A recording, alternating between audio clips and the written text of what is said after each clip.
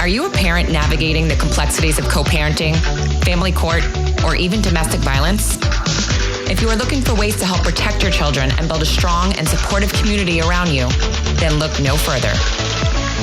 Gray Minds Think Alike is your go-to resource for everything related to the complexities of family life. Join us as we dive into thoughtful conversations with experts and explore practical tips and strategies for tackling the challenges of parenthood in the throes of adversity so that no parent feels alone and every child's safety is protected.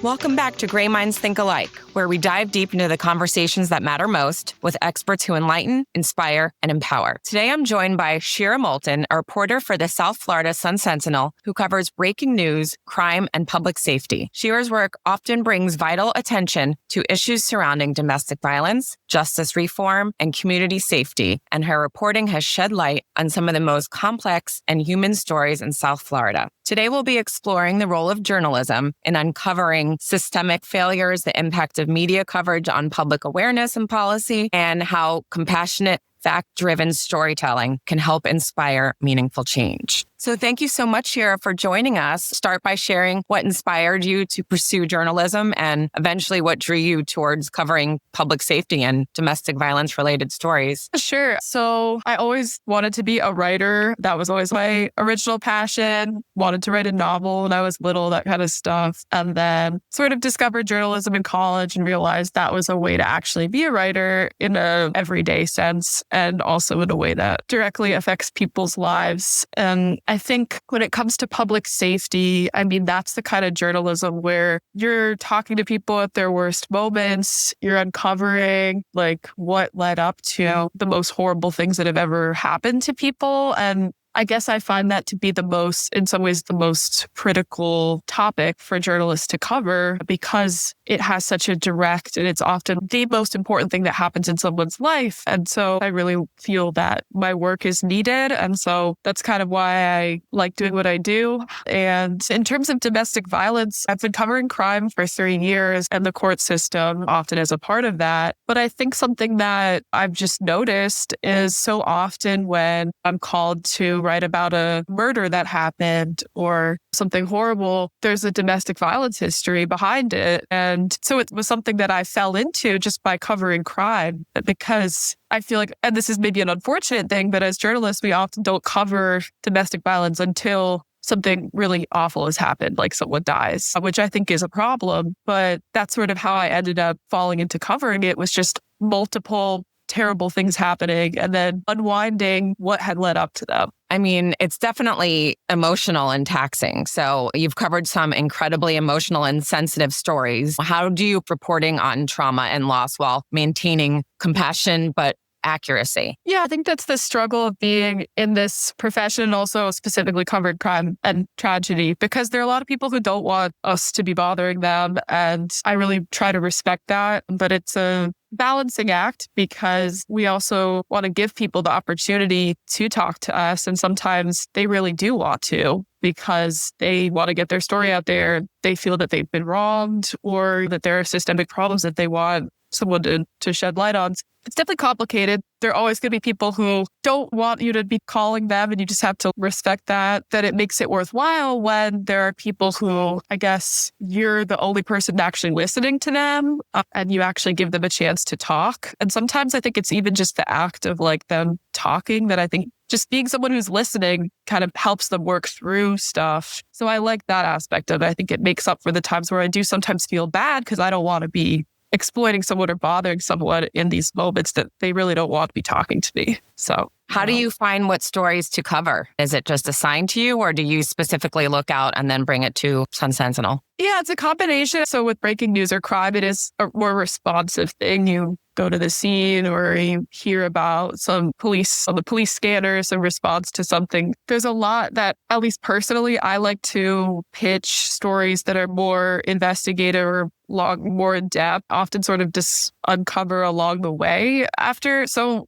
one of the things, like, I think as covering crime, you write the initial story and then there's all these things that kind of come to light after. So for example, with the Tamarack case, with the triple homicide, everyone was just getting this Amber Alert. There was this breaking news story about a Just kidnapping. to let our listeners know, it was a father that murdered, what was it, 2 children and the wife, or? It was the estranged wife, a neighbor whose home she ran into for help, and her father. Her father, okay. And then the daughter was sort of following the father around while this was happening. And then there was a kidnapping as well. So crazy. But yeah, there was just so much that no one could unpack the day of or even the next day. And then just over the course of months, it was revealed how many times the mother, Mary Jingles, had been going to the police for help, going through the court system for help, and nothing coming of that. So that sort of led me down this path of a lot of other stories about the system itself. And so that's how a lot of stories form. So I guess from your reporting, what patterns or the systemic challenges have you seen within Florida's handling of domestic violence or custody or child protection cases, or what happened in that case specifically? Yeah, I'm sure you're very more aware of all these things than I am, but definitely the gun issue, specifically in that case, but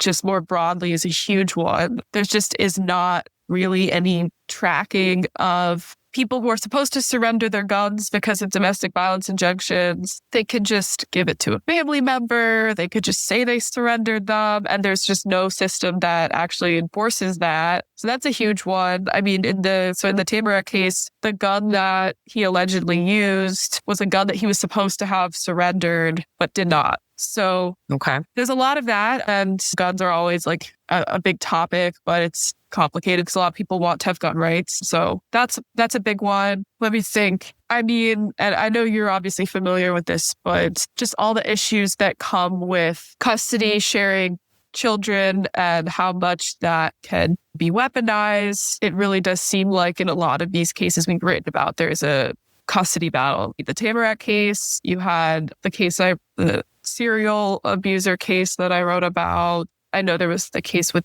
the 2-year-old girl that was killed. So Melody. Just the ways in which these custody battles sort of explode into violence. Obviously, it's something that Grayson's Law, has helped with, but we're still seeing that. So that's a big pattern. It's a common denominator in a lot of these cases. And I guess from your point of view, where you're seeking out the facts, how do you get those facts? And how do you know what's factual when it comes to hearsay? Yeah, it's a good question. I mean, we do a lot of digging through the court records, but that's the issue with these custody cases, is that question of truth, because that's often weaponized like by the other side while they're making this stuff up for leverage in this court case, or sometimes the abuser will make stuff up or file false police reports. So that's a huge challenge as a reporter. And so we have to give people the opportunity to share their side. So there's this need to balance both sides, but then obviously there is also the truth. So yeah, I don't have like an easy answer to that. I think that's one of the things that is a challenge. But, when you're reporting on often these cases where someone ended up dying, then you can go back and look at, and it's like, it gives you all this clarity in retrospect of how this person was,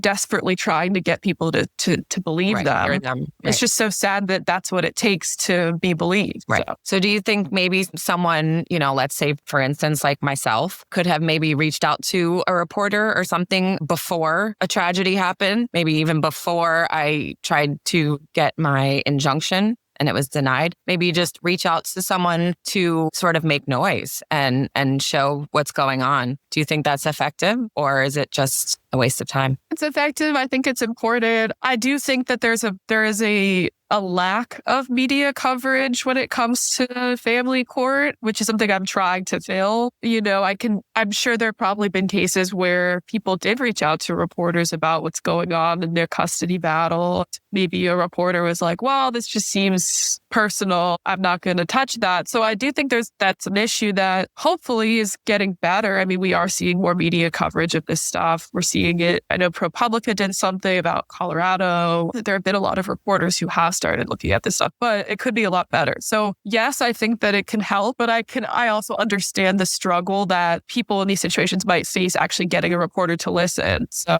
I encourage it, and I encourage people to reach out to me, but it may not always work. But if you are desperate, I think going to the media is often sometimes the last. So have you seen, have there been any cases where meaningful change or, reform has actually resulted from media coverage? That's a good question. Seems to be like in some of these other states where there's been more coverage. I know they have had ad hoc hearings, right? Arizona's been in the news a lot. So I think media coverage has helped in those situations, like force them to answer for things. Here in Florida, I think there is an issue with how we're a little bit reactive sometimes when it comes to domestic violence. I know that. So how can journalism help shape the perception and policy when it comes to domestic violence and court reform? Yeah, I think like we talked about, drawing attention to stuff that is, not just after someone dies and not just covering it as like an isolated tragic event, but actually uncovering what systemic issues contributed to that happening and including experts who can speak on that. So with the gun thing, I know we are anticipating hopefully a proposed legislation that could make it harder for people who violate injunctions or strength injunctions. But I think that came out of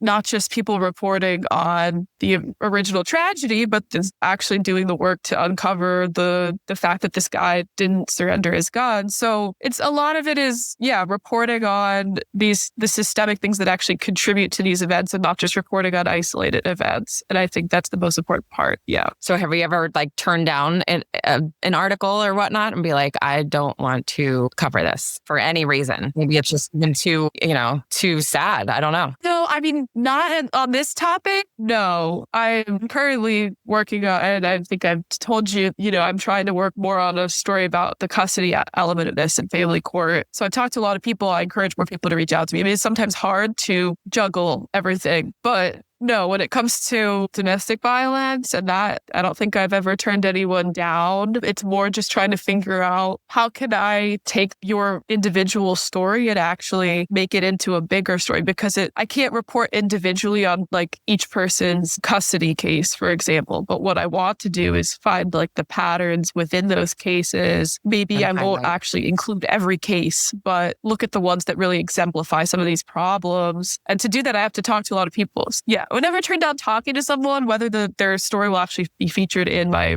finished product sort of depends on things. Yeah. Now, is there a specific story that you've covered that has personally stayed with you or changed maybe how you view your role as a journalist? That's a good question. A lot of the stories I've reported on stay with me, I guess. I mean, how could they not, really? But obviously it's easier for me. It's, I'm aware of the fact that I sort of get to move on to the next story, and people are living with this forever. That reporting on the serial abuser story that I did, really, for me, that domestic violence is an area that I want to be covering. And I think it sort of gave me more of an ability also for people to trust me to report on that. Because after that story came out, fueled, this now what I'm working on as the next story about the same topic. And a lot of people have reached out and things like that. So I think in terms of a story that stayed with me, that story also took a lot of time. And, I felt like I became, pretty close with the women who were victims in that case. And I think it sort of cemented that domestic violence is a topic that I cover and that people can sort of hopefully trust me to cover. In that sense, I guess that was sort of like a turning point, maybe. But yeah. Well, I know that reporters still reach out to me constantly every time that there's, some other story or incident that somewhat relates to what happened with Grayson or myself or even family court, because they want my feedback, my opinion. So I welcome that as well, because, the more we talk about it, the more people know, and the more we can sort of, make that change, So because you do report on such painful topics that can definitely take a toll on you, how do you protect your own emotional well-being while staying immersed? Do you have a ritual that you do? Do you go to the spa after finishing a big story? What do you do? That's a good question. And I kind of wanted to ask you, it's funny that you bring that up because, being the go-to expert where you have to be reminded of what you've been through every time, I'm sure isn't easy. So I'm curious how that affects you. But in terms of me, I guess I try my best to maintain some amount of separation between my work and my personal life. I'm not always good at it. I have a lot of dreams about work. It's just hard when I think when you're thinking about something all day long and you're like sort of intensely immersed in it, it's kind of hard to avoid. But yeah, I guess set a time that, I've actually done work, and I do try to abide by that and not like work on with stuff past the end of the work day or whatever. So I try to set those boundaries. I'll like go on a walk as soon as I've done work, that kind of thing, to like establish that I'm not working anymore. But it's not always easy. I think if you genuinely care about what you're doing, you can't really just turn it off. Right. Now, you mentioned that, a lot of the cases that you would cover, or reporters, they have similar, qualities like family court or custody or gun. Is there anything else that you see a common pattern of that maybe we should call attention out to? Because this is a good platform to do that. Yeah, that's a good. I want your thoughts on that too. There's obviously like the mental health aspect. A lot of people in these cases have been Baker acted in the past or Very expressed, suicidal thoughts. I think there is definitely, it seems like an intersection where an abuser could be suicidal and then decide to kill their whole family, which we see a lot. Because they snap. Yeah. But it's not even snapping if you do have mental health, because, snapping means it came out of nowhere, right? If you have mental health issues, it didn't just come out of nowhere. Right. I think there's also this tendency maybe to think, oh, well, this person has mental health issues. Like, I mean, they're a victim. They need help, which is true. But also your mental health issues could make you a danger to others, specifically when it comes to abuse. I think there's a big connection there. Yeah. I mean, Grayson's father had a lot of mental health issues, and, it stemmed from years of being in a cult, and the courts didn't even want to, address that at all, even though, when Grayson was 6 months old, we told the judge all of this, and his response was, well, that was a long time ago. So did you warn them that he had, did he have suicidal ideation and stuff like that? Or yeah, he told me from the very beginning that he once tried to commit suicide and that he has severe PTSD and all this stuff. But because that was years ago and he had a good job and he looked good on paper, they just assume that, well, he healed, I guess. Yeah. But you don't really heal from things like that. Yeah, no, the PTSD thing is a good point. I know that factors into a lot of recent cases. I think in the Tamarack case, I mean, the defendant was a veteran. I've noticed also, I don't know what this might mean, but no, I've noticed there's sometimes taking testosterone, which maybe that's just normal, but I don't know. That's really crazy you say that, because we found that in the police report, the crime, all the, the reports that I read after, Grayson's father killed them, they found in his bathroom testosterone injections or needles, whatever, medication. So yeah, no, that's maybe, right. I don't know how common it is, I guess, for men past a certain age to take testosterone, but I mean, certainly. It could be common just for libido, but it could be some sort of, connection. If you already have a clear anger problem, it's hard to imagine that it's not having an effect. So yeah, I think the substance abuse, everyone knows that alcohol is connected, but have they looked at other substances? I don't know. Right. But what do you think are patterns you've seen or other aspects of this that maybe isn't getting covered? I mean, I think a lot of it's getting covered now because all the conversations that I have are just so eye-opening when everyone's saying, well, this happens to me and this happened to me. And you're just like, I can't believe this is happening to so many people all over the world, really.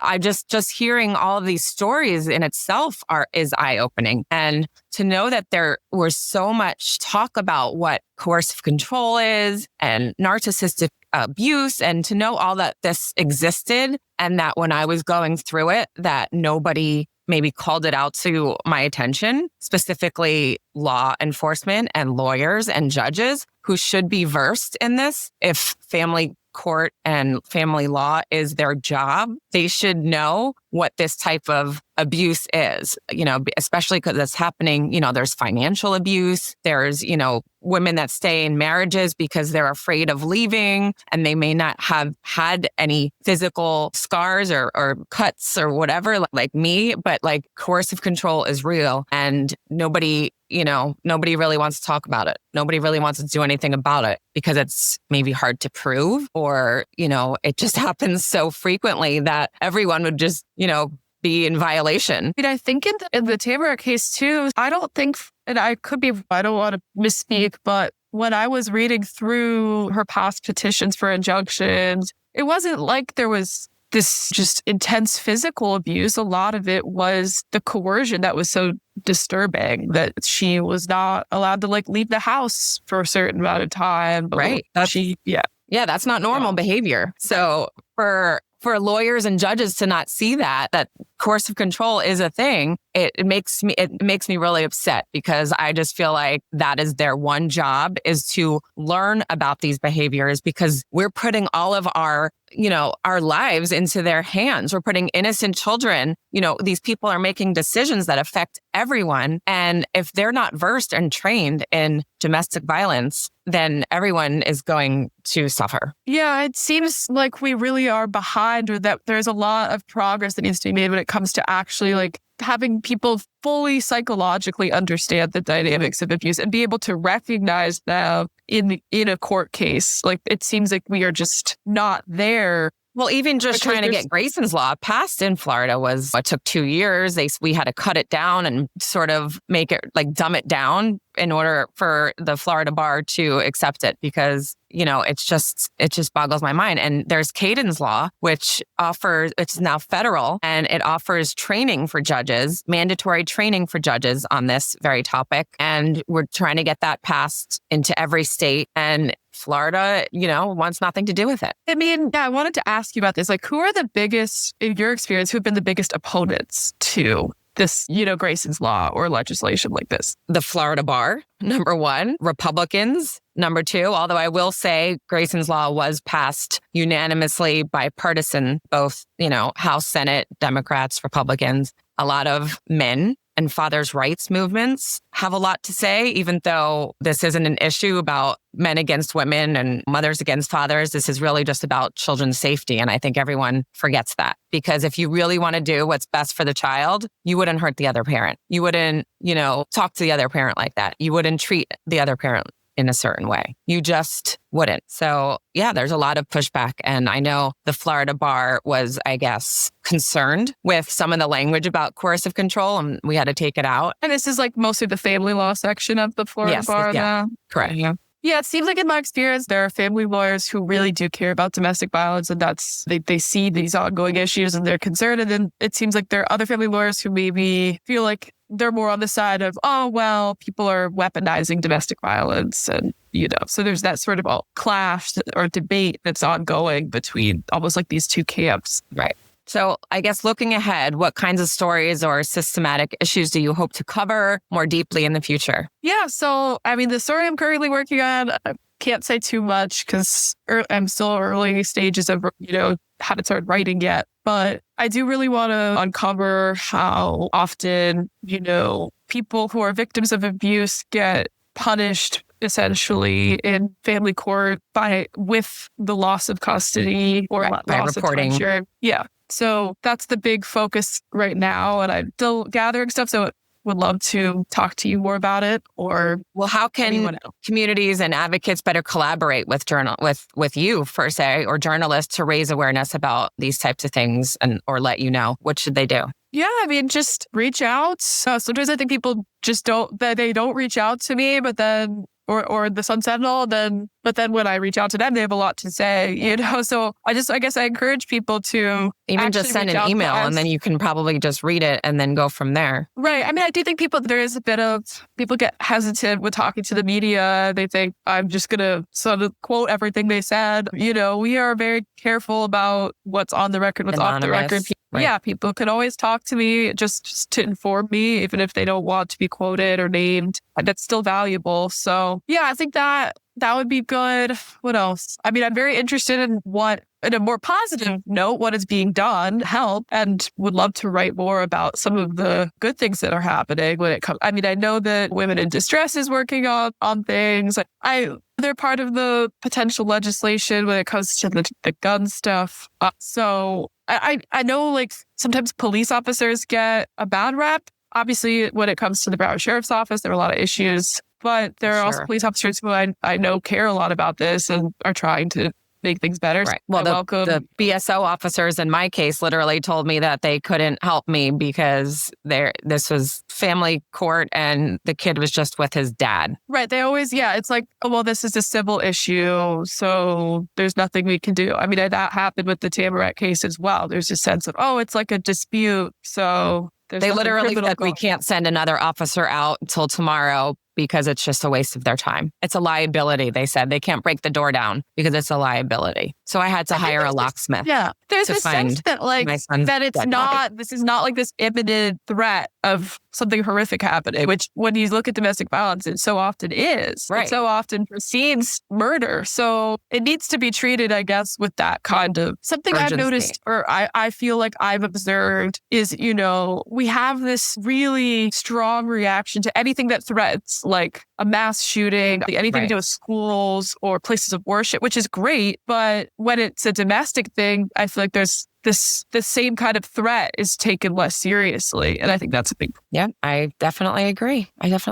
Well, if there's one takeaway you want listeners, especially survivors or parents navigating difficult systems to walk away with from this conversation, what would it be? There are people out there who really understand what you're going through and want to actually bring it to light. It's one of those people. There are other reporters who I know care a lot about this. And I think that if you do feel comfortable, you should try reaching out if you feel like you hit a dead end, because, it may seem like no one believes you or that the system is sort of against you, but there are people who, recognize that and want to help. Well, I will put your contact info in the show notes so people can reach out to you, and I hope they do. And I thank you so much for sharing your perspective, for the important work that you do, bringing truth, compassion, and accountability to the forefront, because journalism like yours helps uncover what too often stays hidden and reminds us that awareness is a powerful step towards change. So thank you. Thank you so much for having me. Absolutely. And we'll talk soon because I'm sure there's more news to cover.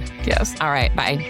If there's someone that you want to hear from on this podcast, please feel free to send me an email. Or if you would like to be a guest, please reach out at Allie@Grayson'sChoice.org. If you would like to continue to hear our podcast, please consider donating at Grayson'sChoice.org. Any amount helps to fund our mission to help protect our children.